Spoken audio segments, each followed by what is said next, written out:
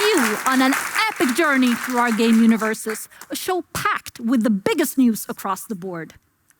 A new adventure game from Harebrained Schemes, a new game from Rod Humble and the team at Paradox Tectonic, and something huge from Colossal Order. And news and updates from a bunch of our titles, such as Crusader Kings, Europa Universalis, and Surviving the Aftermath.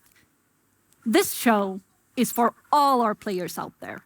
It is for you who take the art of city building into perfection, creating the city of your dreams. It is for you who want to see the great empires clash and change the course of history, or maybe just want to stir up some juicy intrigues at a royal wedding. It's for you who can't wait for the next big adventure with mysterious secrets and lethal discoveries. This show is for you. The teams are with us in the studio today. The hype is real and we can't wait to share it with you. But before we let this lineup of games loose, we're gonna unleash another natural force upon you. The CEO of Paradox Interactive, Fredrik Wester.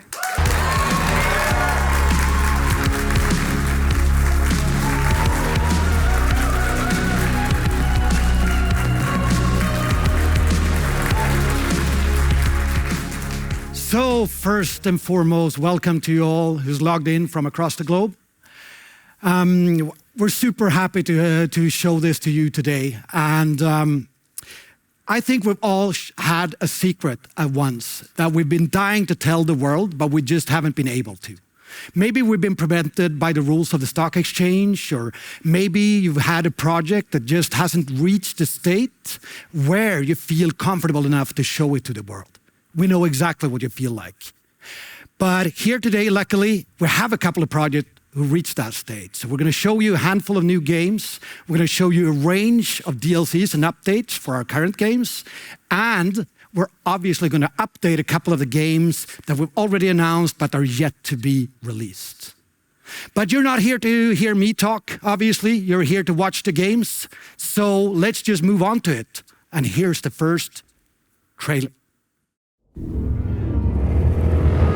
Very difficult. Never have I seen a lock this complex. Only a true master could. I got it. Ooh, only a true master, huh? Exactly. These fingers are the pride of Cairo. Did I ever tell you about the time? Are those famous fingers done yet? Corporal, check that out!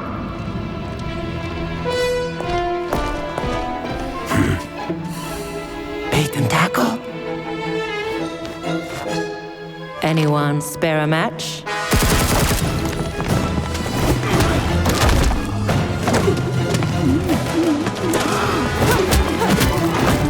Well, what do you know? Didn't even get to use my gun. There are other ways to solve problems, you know?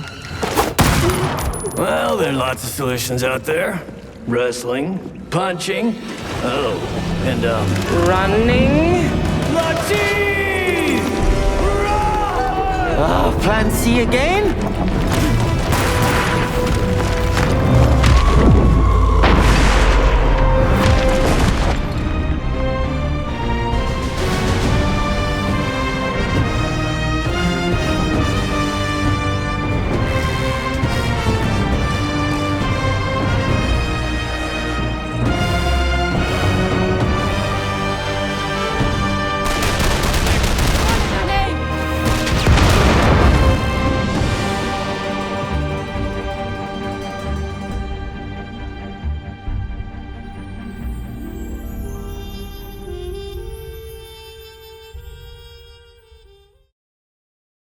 What's up, Stockholm? Wish we could be with you, but we're here in Seattle finishing the game. We're excited to tell you what we've been working on. We're Harebrained Schemes. You may know us from our other games, the Shadowrun Trilogy and Battletech. Our new game is called The Lamplighters League and The Tower at the End of the World.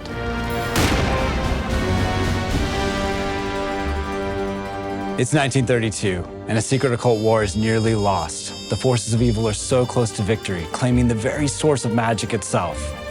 The best of the best are all dead, so you'll need the best of the worst. Thieves, scoundrels, cutthroats, and traitors to stop them. Just like our other games, The Lamplighters League features turn-based tactical combat. But unlike our other games, this one adds a real-time infiltration phase. In real time, you'll scout the enemy, exploit the position before deciding that things are going to get loud. I like lowering the risk. So I'll go around and I'll pick off key enemies that I don't want in my fight. So I get to pick and choose how I engage. You can just steamroll your way down one way or increase your options. It kind of really depends on how you want to play. You never seem to run out of like the depth of choice, right? And it's constantly surprising. And even when things look really dire, you can like snatch victory from defeat. You can also snatch defeat from victory, but like, you know. I do think one of my favorite things about the gameplay is that combinatory factor, is finding those combinations, not just of characters bouncing off of each other, but how can I use the environment? What combination is best for this mission compared to another mission? I really, really appreciate the focus on story and the focus on character, and the ability to kind of see these people change and grow over the course of the game. I like the mix of a problem to solve to keep these characters alive while I grow more attached to them every mission. They're very human and they don't come together without friction, so it's pleasant to watch them interact with each other as they try and get out of tough scrapes.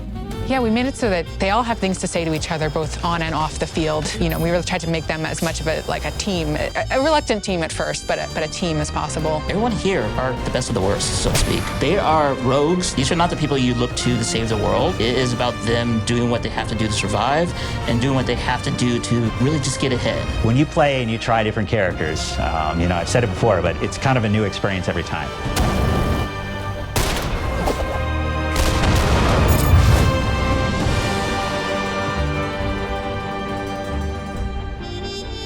Thanks for watching. And now back to you in the studio. Wow! Tombs and treasures, misfits and monsters. The Lamplighters League is a thing, and it's coming out this year. We're off to a good start, but we want more. Here we go. A tournament, a time for festivity and games, but also an occasion to build alliances. Some even bloodier than the martial feats on display.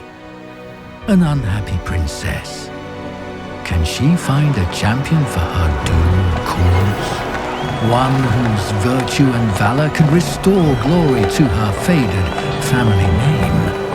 Or one who will protect her name by hook or by crook and help her get revenge?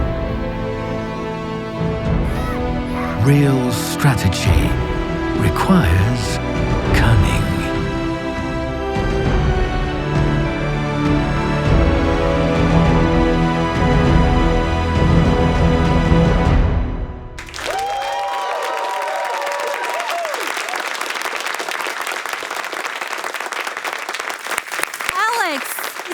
Like you're really giving the role players out there what they want. We are indeed. This expansion is full of things for the role players. You can take your entourage and set out on the road, go on a great tour across your realm, or set off to foreign realms to participate in tournaments, among other things. Wow, that sounds like a lot of fun. What will you be able to do more exactly?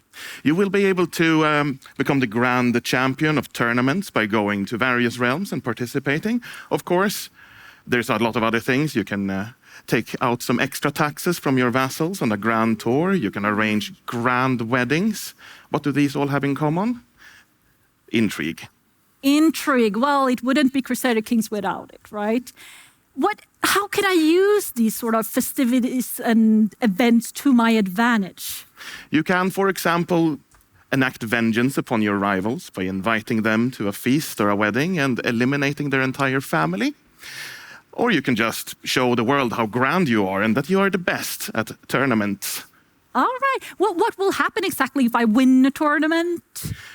Well, winning is quite hard, and there are many other reasons to go there, of course.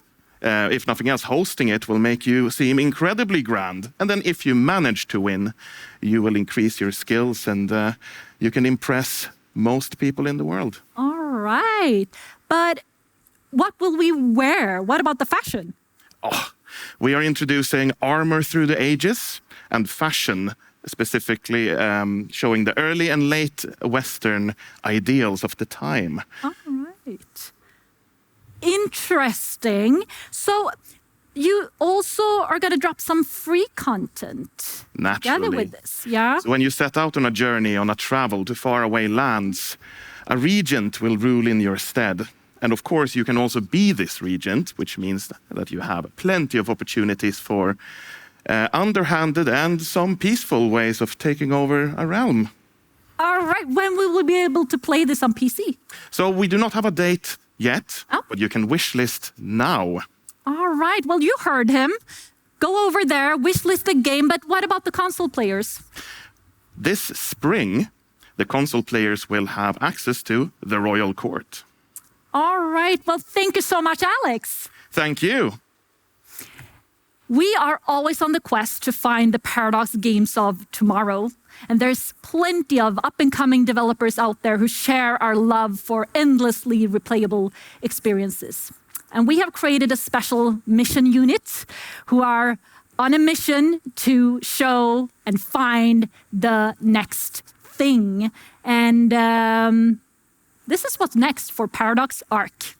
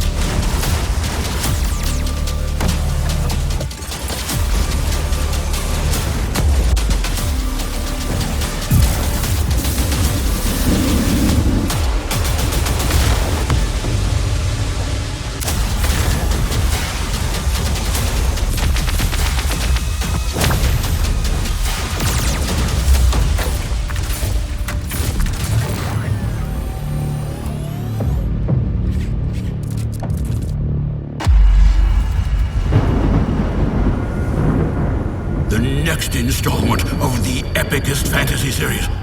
Now with enhanced graphics. Oh, it's still pixel art. Gather your party of pixelated buddies and roll the dice in this groundbreaking game of turn-based RPG adventure. Explore legally distinct dungeons. Fight ghastly goblins? Or something. Loot marginal upgrades. Epic and funny finishing voice line. Please, buy this game so I get to keep my job. Boom! 3 in a row, just like that. That was intense. Lots of exciting games to look forward to from Arc. Dennis, tell us what just went on the screen there. So the first game we saw was Across the Obelisk, the new DLC called The Wolf Wars. The second we saw was Mechabellum, and this is our new auto battler with mechs. The mechs, yeah. And the third one we saw was the third installment of Knight and Pen and Paper 3. Cool. Yeah. So when will we be able to play all of these cool games? Across the Obelisk, you'll be able to play on the new DLC. You'll be able to play on March the 30th. Mechabellum, you'll be able to play on May 11th. Yeah. And Knights of Pen and Paper 3, you'll be able to play tomorrow. Awesome. Yeah. Thank you so much. Thank you for joining us. For you who just tuned in, what did you miss? Well, We just announced the Lamplighters League, a new game where you will be able to steal, sneak, and shoot your way around the world. We discovered tours and tournaments in Crusader Kings, where the festivities doesn't always pan out the way it was intended for everyone involved. We have a bunch of news and updates for our games, so don't go anywhere. And you remember, we promised you something big from City Skylines, and it's coming soon. But I can see that Fred is back, and I bet it's for an important reason. Over to you, Fred. Thank you, Paula. So we've been asked questions of what our studio in Berkeley, Paradox Tectonic, has been up to. And we're happy to tell you that it's a new game, but not only that, it's also a new genre to Paradox. So it's something super exciting and something that is incredibly new to us that we can explore and take further. But not only, we're going to tell you a lot more about this game going forward during the spring, but we're going to start with a little teaser trailer here at the Paradox announcement show, and it starts now.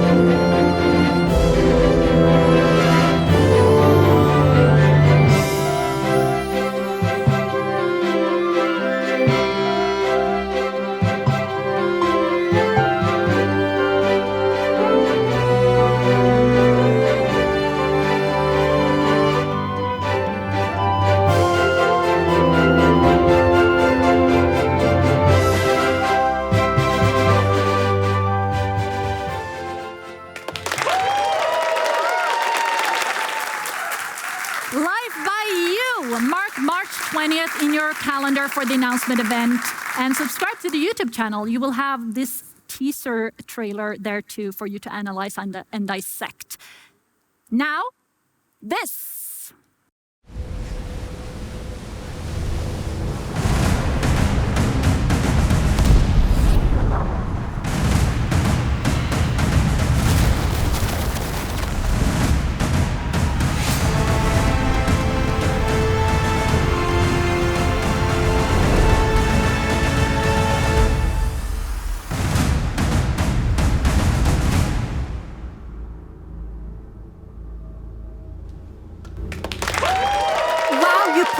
Straight into the action with that trailer. Sonja, come on up here. Tell us about this expansion. Well, this expansion is the newest Europa Universalis 4, and it's going to be epic, it's going to be amazing, it's going to be deep and global. We are going to cover Spain, of course. Oh, yeah. Also France, Britain, the Ottomans, China, Russia, Japan. So those are a little bit of the countries that we wanted to change, kind of, to make it more global and more fun. But how did you decide on this theme? Well, if you think about this, these countries are the most played by our players. Okay. So we really wanted to do like something challenging, something new, something fresh for them. So we really wanted to change the whole experience for them, so they kind of feel that we wanted to give some love. Yeah, thank you for that. But if I'm then replaying one of these great empires, what new things will I be able to discover there? Well, we are adding new mechanics, new mission trees. So kind of if you want to play with Spain, for instance, you will have a new complete set of missions. We are also adding branching missions, which is extremely fun to play because you kind of decide the fate of your nation. And of course, government reforms, state and privileges, units, of course, music pack, all in. We went all in for this. You certainly did, but when will we be able to play it? Well, anytime soon, actually. So just wishlist it now. All right, wishlist it is. Yes. Thank you. Here's a quick look at more great Paradox games coming out real soon.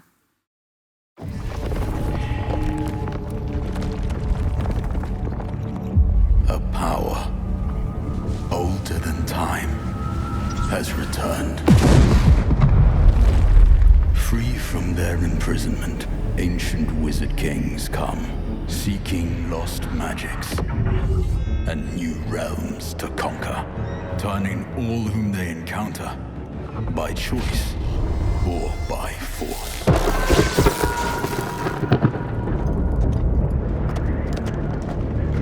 Through strife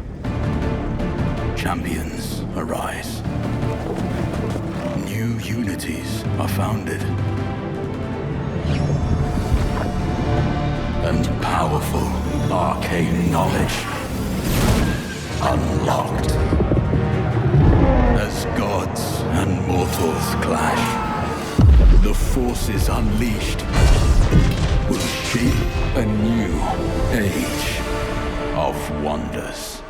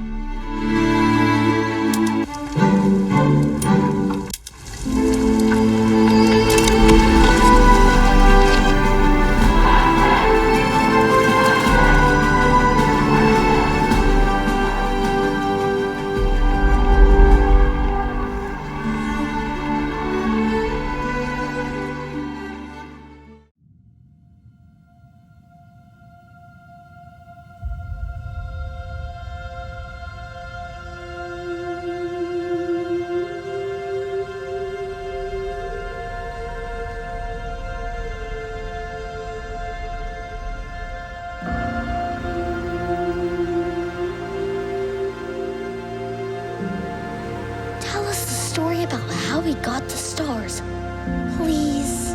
Again? Oh, all right. I'll tell you the story.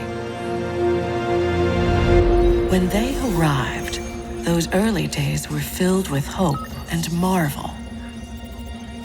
All that knowledge, all the answers to the mysteries of the universe within our grasp.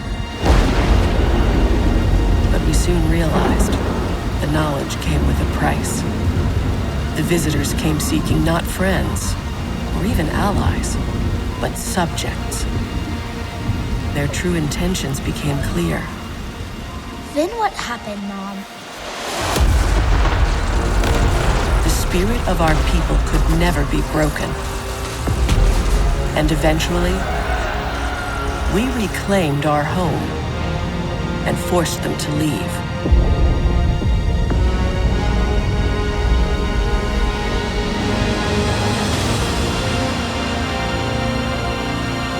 Will they come back? They are still out there. But the next time we meet them, we will be prepared.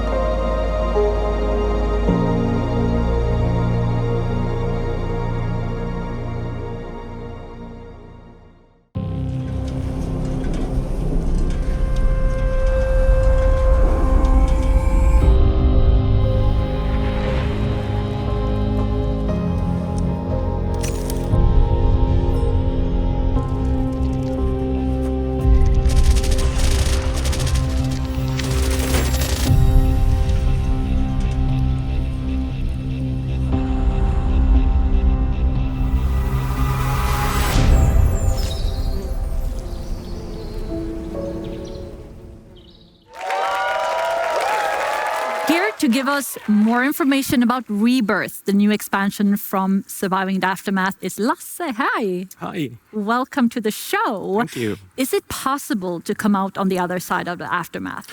Yes, and that is precisely the theme and also a new endgame goal for this DLC. We are literally and figuratively taking players to greener pastures this time. Yeah, and I saw in the trailer there were lots of greenery there. There were farming going on. Tell us a bit about that. The main new feature here is terraforming. So survivors can finally turn the environment into a clean and lush once again. And there's, of course, new buildings and mechanics that come with that. Yeah, and I could see some insect monsters that looked pretty intense. What was going on there? It's never that easy with this game, is it? No. This time we have a new threat called the Blight. And that is a disease that spreads throughout the world, and it infects people and animals alike. And also, it turns the environment into a breeding ground for these blighted creatures. So players need to push back, research the infected, and that way overcome the challenge this time. All right. Yeah, no, you're never making it easy for us. That's for sure. But you're here with Rebirth. And you know what? I feel that we're coming sort of full circle here. Because the first time I met you, I don't know if you remember, you were wearing a full-on hazmat suit. I can't forget that. No, you were announcing the game at the stage at PDXCon, right? And now you're back here with new hope for the Aftermath. And you even had a little plant in the trailer. Yeah, we come a full circle with this DLC, and it is a perfect ending for the first season of Surviving the Aftermath. And I'm really excited about this DLC, so you really should wishlist it now. Yes. Thank you so much, Lasse. We have a big birthday coming up. And when we celebrate, we like to throw a big-ass party. And the party gets so much better when we are sharing it with millions of city builders out there. We're talking about City Skylines' birthday and the awesome community of cities players around the world. We have saved a birthday gift just for you. And I'm going to hand it over to Fred and Marina, who are going to deliver it straight to you. Thank you, Paula. Fred here, and I'm back. And this time, joining me is CEO of Colossal Order, Marina Hallikainen. Welcome. Thank you so much, Fred. I am so happy to be here. And we have been working together for the longest of times, right? We have. I still remember that demo you sent over to us in 2009, I think it was. So time flies, huh? It definitely does. And that demo did set something in motion, right? It did, for sure. You could say that, yeah. And Cities is turning 8 this Friday, actually. So happy birthday to City Skylines. Is there anything you want to add on top of that? Absolutely. I think we should have a look.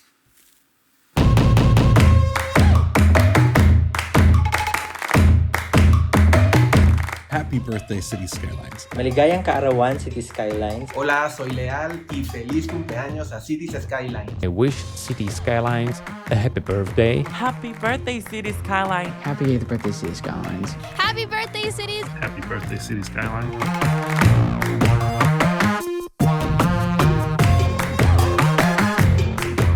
Gracias por permitirnos hacer ciudades increíbles. I really love this game because every time I play it, I can let my creativity flow.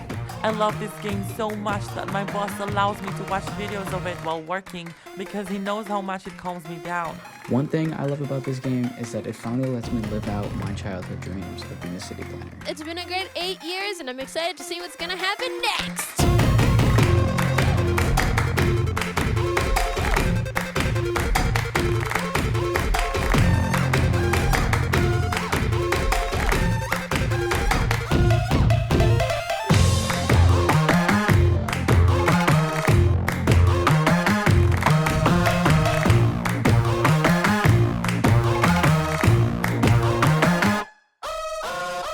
Wow, what a game and what a community. Over 500,000 assets and mods created for the games since we started. Exactly. And think about it, 5.5 million new players last year. That's basically the population of Finland. Yeah, it's amazing. And we came here, I told everyone early on that we were going to spill a lot of secrets today, and this is no exception. Do you have any secrets you want to share today? Definitely. I have been waiting for a few years to share this secret with all of you. So basically, I think for us, isn't it time to take the next step forward? I most definitely think so.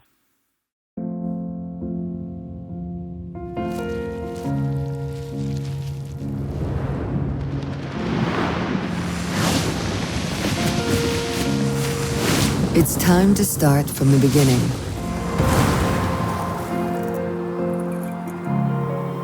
Yet evolve into something new.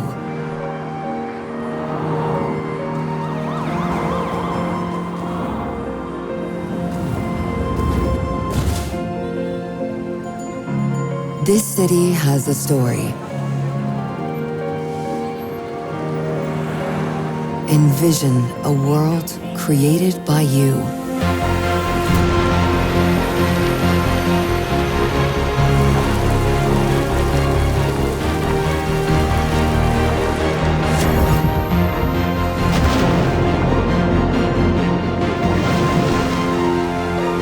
Your chance to shape the future.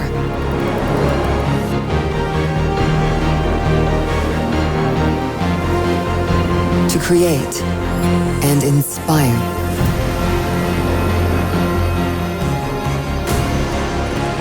Expand way up high and bring life to your creations. New worlds to explore and pursue.